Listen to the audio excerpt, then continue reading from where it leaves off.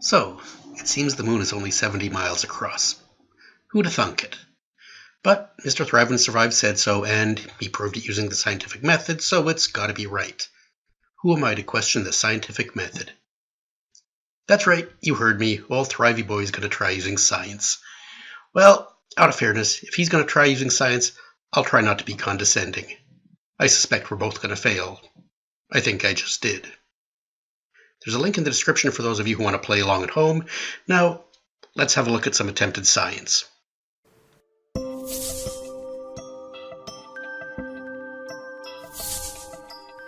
On August 21st, 2017, the eclipse path made its way across North America. It entered the west coast of North America near Portland, Oregon, and continued in an east-southeasterly direction until it exited South Carolina later in the afternoon.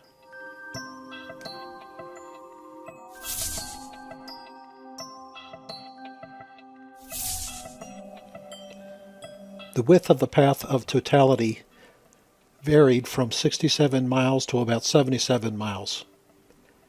For the purposes of this video, we will use a number in the middle, 70 miles wide, as a round number that much of the path of totality did experience in North America. Note, that's the path of totality. This will become important later on. What you are currently looking at is an astronomical diagram which is common to both NASA and to the mainstream science. Now, there are several things wrong with this diagram. For example, at the distance of 93 million miles from the Earth and from the Moon, there is no way that the rays from the Sun could not be anything but parallel to the Earth. Is that so? Why? The fact that the Sun covers an area in the sky approximately 0.5 degrees across says that this is not the case. Some light rays from the Sun will come from, for example, the left-hand side, and some from the right-hand side. If they meet at a point, they cannot be parallel. They converge at an angle of 0.5 degrees. Granted, for most purposes, they can be treated as parallel, but they're not. All this does is shows your inability to grasp basic geometrical concepts. Anyway, he natters on for a bit here. I'm going to skip past that. The most important thing we are interested in is the actual distance between the Moon and the Earth on the day of the eclipse.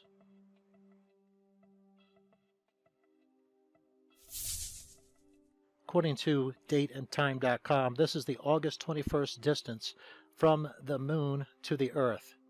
Now, they use a distance from the center of the Earth to the Moon. So what I've done is I have taken the radius of the Earth off of this figure so that we have an accurate reading from the edge of the Moon's surface to the edge of the Earth's surface.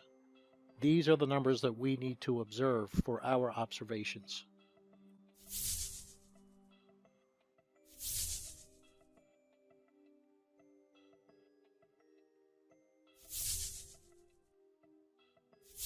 Now, before we get to the scientific method, let's look at exactly what science says should be the case with light and shadow. And we're going to see with our own experiments if what they say is true or not. In this first image, we see a broad light source with a blocking object, and they show an umbra penumbra. Please note that the umbra is larger than the object itself. Important to note that the light source is smaller than the object casting the shadow. This will always result in a shadow being larger than the object. In reality, the Sun is way bigger than the Moon. In the second example, it says if the object is moved closer to the screen, the shadow gets smaller. This is a case, as you're going to see with my experiments, which never fails. And the shadow is never smaller than the object itself. Here we have a point source of light. In this case, it is true that the shadow will get smaller as the object moves closer to the screen. It will also produce a very sharp shadow. As the light source gets larger, so does the penumbra. Now this right here is just a funny little graphic showing that a lot of people were talking about having a spotlight. Take a spotlight, take an object, one light source, and you will notice even in this case what they're showing is an umbra penumbra, and I want you to notice here very specifically that none of the shadow here is very distinct, and there is a reason for that. It's very blurry to less blurry to less blurry, but you never have a very sharp outlined object. This is going to be something we're going to see in our experiments. No, the boundary between the umbra and the penumbra will never be a distinct line. The diagram isn't very good. What it should show is a dark umbra gradually getting lighter until it becomes white. There will never be a clearly visible demarcation where the penumbra begins or ends.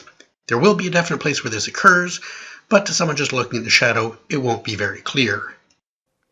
In this diagram here, this is the one example where they show a shadow actually being smaller than the object, and I'm going to accept this. However, we need to accept everything with this. It has a partial shadow, a penumbra, and a deep shadow, or an umbra. And again, we have a fuzzy area that gets slowly more dense until you get to a more dense object. In this case, they're showing a larger shadow, which is always what we see on the Earth, always. Yes, this is what we will see. There's a small umbra and a large penumbra. In the case of the eclipse he was talking about earlier, the umbra, the region of totality, was, by his own words, 70 miles across, much smaller than the moon. Remember this? More or less 70 miles wide. Lastly, this is the most important diagram that we have here. Now, I don't want to get into the deep physics of it, but you can visit the website that I just put up on the screen and get more information on this. A very important factor is here. We have the sun, we have an object, a blocking object, and then they show a screen where it would project an umbra and a penumbra on the screen. Notice they have, very importantly, put in here the diameter, D0, the diameter of the blocking object. This is extremely important. What you must notice, and what you must now know, is that the diameter of the object directly affects when the umbra and penumbra effect begins. Yes, where the umbra and penumbra begin are very important. In this case, the umbra is smaller than the object, and the penumbra is larger. Once you get beyond one diameter of the blocking object, it no longer retains a solid outline. Are you saying the object doesn't retain a solid outline? I'm hoping you mean the shadow doesn't retain a solid outline, because that would be correct. Not sure why you think it doesn't begin until one diameter away from the object. It begins immediately behind the object. Simply look at the diagram. It shows the penumbra forming immediately behind the object. That's very important. Once the light source, once the shadow, rather, is scattered beyond one diameter of the object, that is when you start to get an umbra penumbra. You start to lose the sharpness or outline of both the umbra and the penumbra. Yes, we've already covered this. The umbra is smaller and the penumbra is larger. He bangs on about this for a while, so I'll just skip ahead to his explanation on how he plans to implement his interpretation of the scientific method. Number one is the question. Ask yourself, what do you want to learn more about? Or, I wonder what would happen if. Our question is, does NASA's model of the moon's size and distance hold up to scientific experimentation? Number two, hypothesize. Research to help you make an educated guess or hypothesis, and then answer your question. Our hypothesis is, we looked at the physics of light. We guess this will work in real life and can apply the results to the observations of the eclipse. Number three, experiment. Test your hypothesis by making a plan and conducting an experiment. We will look at examples of the sun and artificial light and note how the shadows behave. Number four, make careful observations and write down what happens. We will observe exact details and note the results. Number five, analyze. Use your information to draw conclusions about your experiment. Was your hypothesis correct? We will apply our observations to what was seen in the actual eclipse footage to see if the results are agreeable with NASA. Number six, share results. Explain your results by presenting your experiment observations and conclusions. This video serves that purpose. Not terribly detailed, but what do you expect from Junior's first science book? One important thing that's missing and is often overlooked in science books and classes is peer review. How well does your experiment stand up to scrutiny? Is your methodology correct? Does the conclusion follow from your data? Peer review is the most painful part of the scientific method because you will usually have other scientists with competing theories critiquing your experiment and its results, and they will be merciless. By comparison, I'm being kind. Now we're going to start with the sun. Now the observations and the measurements won't be exact here, but they will tie over to the exact measurements that we'll have indoors. And as you will see, the effects are the exact same.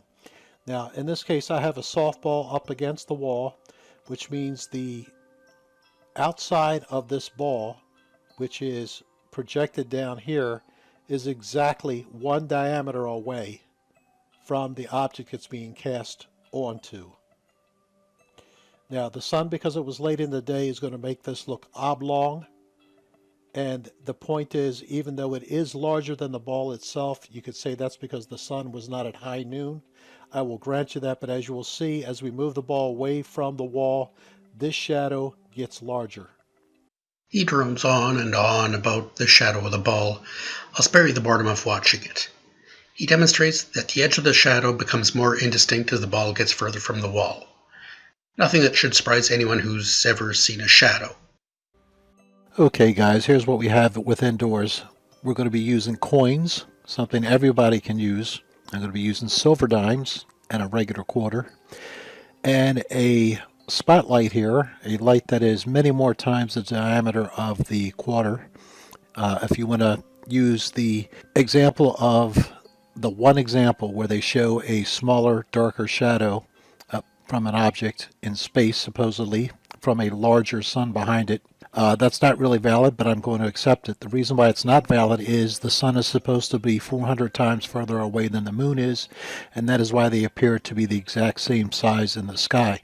So with that distance, it is not a larger source, and especially coming in at 90 degrees. The fact that they appear to be the same size in the sky is irrelevant. The reality is they're not the same size. The sun is much bigger. In any case, we're going to give that to NASA. We're going to do our own experiments here. But the main pet peeve for me in my last video, the first one that started this whole thing, the moon is 70 miles wide. I cannot tell you how many people have commented saying that something like this, the quarter here, where it's perfectly underneath the spotlight. Now I've got the camera on the side so you can see it. And I know you can't see a little piece of the quarter, but trust me, none of it is in shadow. There is no shadow here. It is directly under the spotlight. And people are saying, see, that's a smaller shadow. No, that is no shadow. Well, technically there is a shadow, but your view of it is being blocked by the coin. There's always going to be some space between the coin and the surface on which it's sitting. In this space, a shadow is being cast. But I'm just splitting hairs. For the sake of argument, we'll say there's no visible shadow. Now he just starts repeating himself again and again about there being no shadow, so I'm just going to skip past that.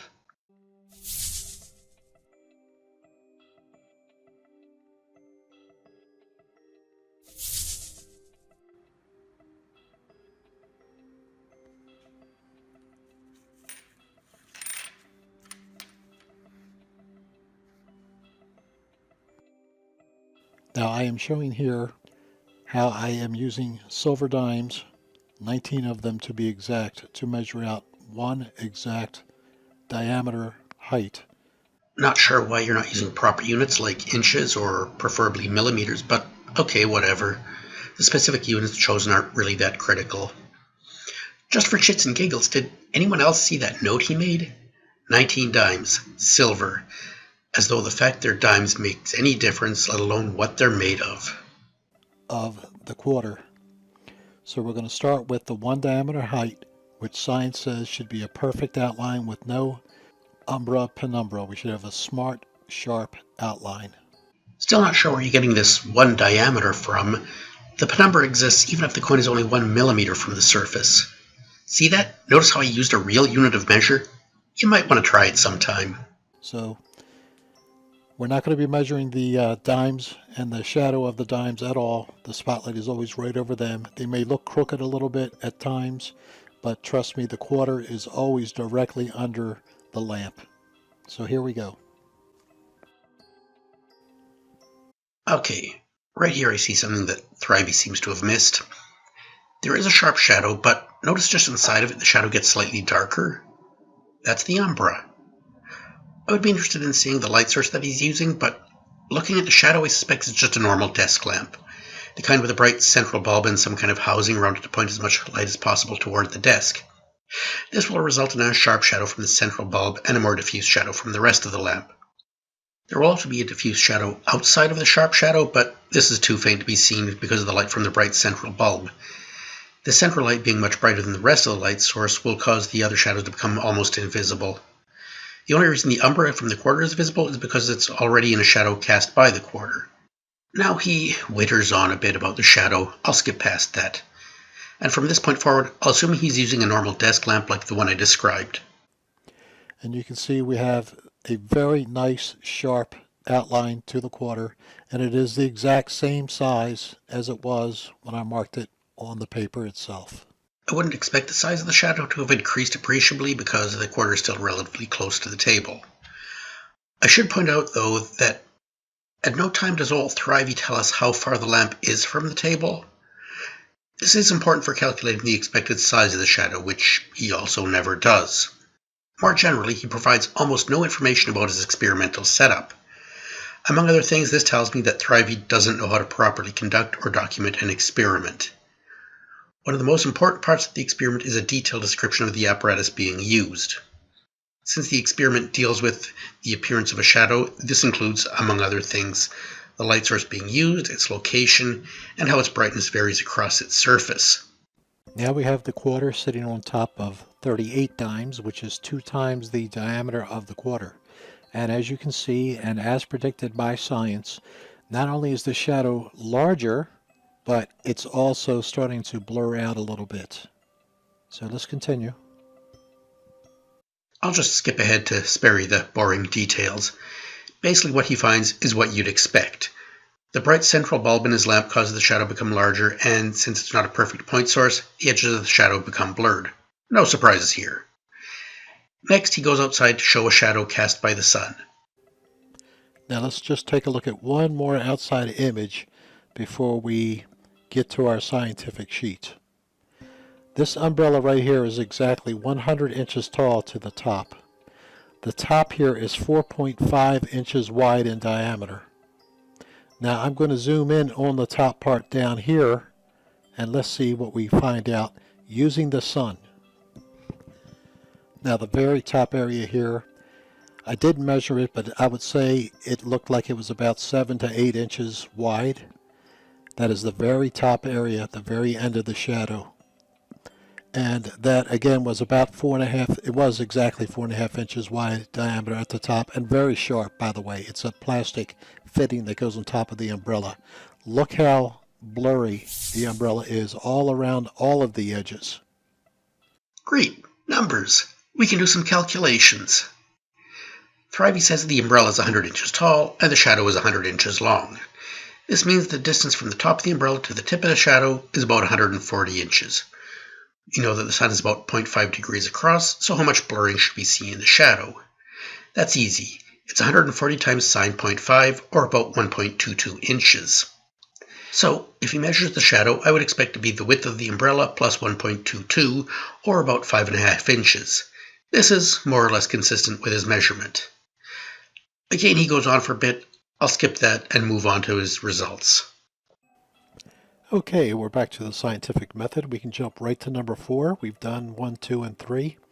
And let's make sure we record our observations correctly. Number 1, both the sun and artificial light produce the same results. Number 2, at a height to diameter ratio of 1 to 1, the shadow produced is sharp, well defined, and about the same size as the blocking object itself. Number 3, at 2 times the diameter to height ratio, the shadows begin to lose their sharpness with an umbra penumbra being produced. At greater than 2 times the diameter to height ratio, the outer edges of the shadows are distorted, not sharp, Allow some light to show through near the edges of the shadow. The blur gets worse with an increasing ratio. Number 5. At ratios of 5 to 8, the shadows are larger than the casting object with no sharp edges that are left to be cast from the blocking object. Number 6. Outdoors, using the sun as a source, a ratio of just 23.5 to 1 produced very rough outlines and large shadows. This is all factual, no problems with it. Let's skip ahead and see what he concludes from it.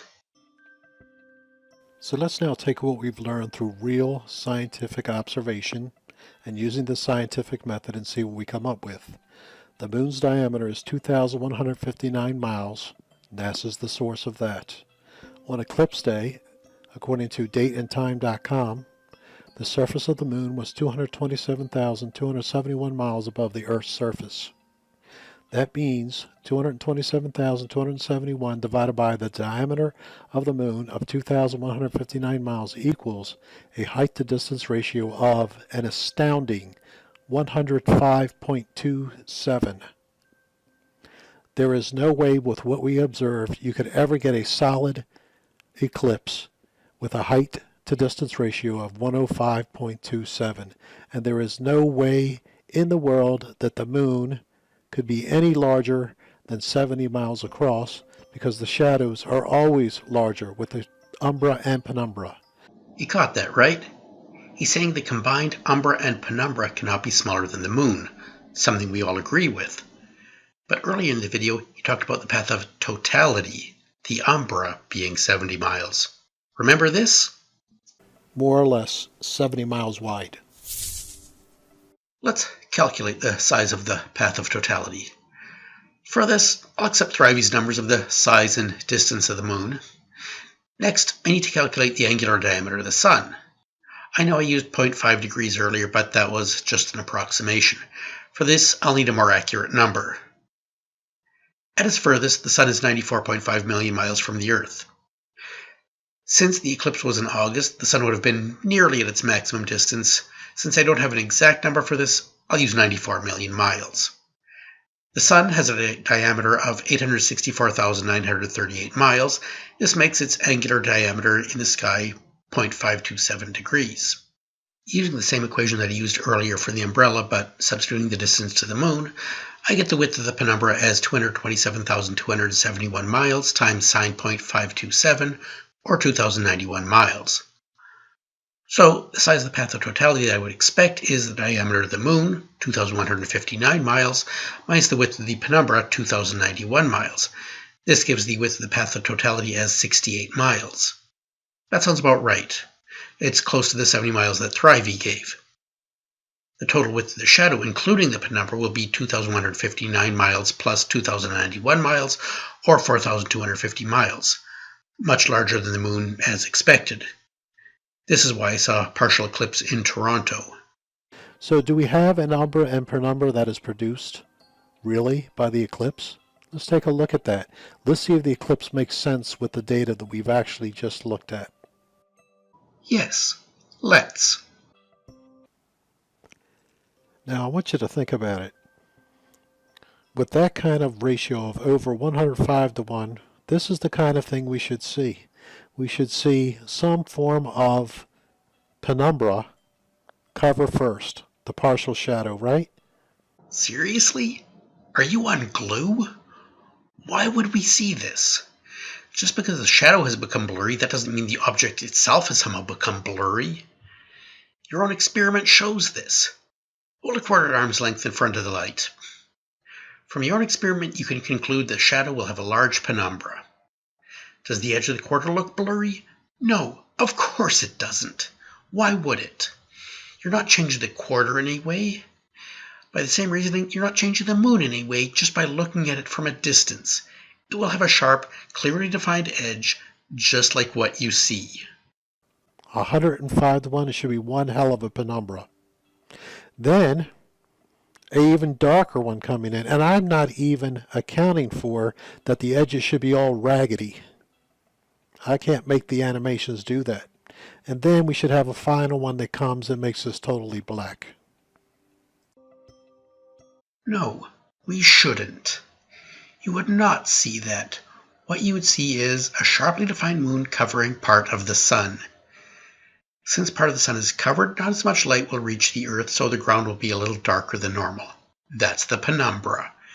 As more of the sun gets blocked by the moon, the ground gets darker. Once the sun is completely covered by the moon, it will be completely dark. That's the umbra.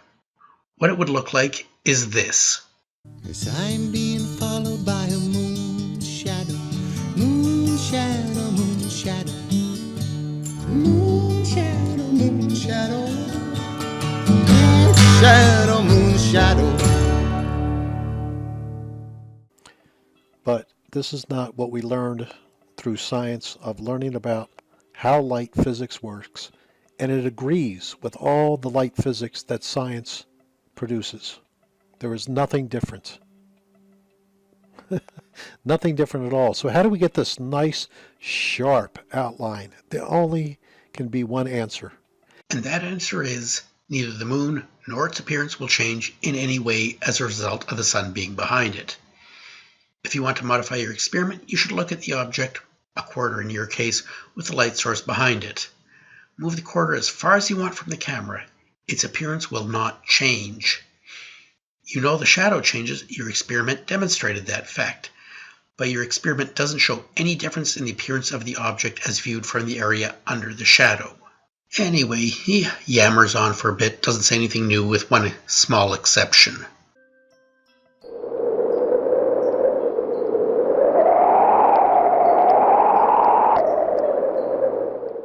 Actually, the conclusion implied by his interpretation of his experiment is that the moon is within one diameter of the Earth.